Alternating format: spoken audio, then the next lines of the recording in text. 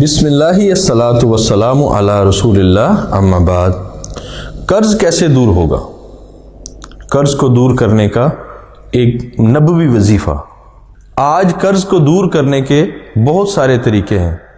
آپ سود کھا لیں، لوگوں کا ذہن ہے سودی کاروبار کر لیں، چوری کر لیں، دھوکہ دے لیں، یہ سارے کے سارے راستے جہنم کے راستے ہیں۔ لیکن شریعت نے جو رستہ بتایا ہے وہ کیا ہے؟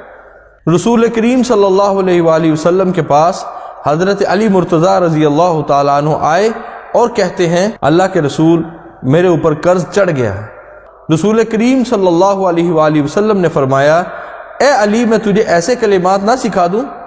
لو کان علیک مثل جبل صبیر دینا، اے علی اگر تیرے اوپر صبیر پہاڑ جتنا بھی قرض ہے، 2-4 لاکھ کی بات نہیں ہو رہی، اعد اللہ عنک، تیرا رب اس کو اتارنے کا بندوبست فرما دے گا۔ صرف اتنے کلمات اپنی زبان پر لیا، اللہم اکفنی بحلالک عن حرامک واغننی بفضلک عمن سواک، اے اللہ مجھے حلال نصیب فرما، حرام سے بچا، اللہ مجھے اپنا فقیر بنا اپنے فضل کے ساتھ، مجھے دوسروں کے سامنے فقیر نہ بنا، کسی کے سامنے ہاتھ پھیلانے والا نہ بنا۔ 2-4 لاکھ کی بات نہیں ہو رہی۔ اگر یہ کلمات کوئی پڑھ لے تو اگر پہاڑ جتنا بھی قرض ہو تو اللہ کریم اس کو اتارنے کا بندوبست فرما دیں گے۔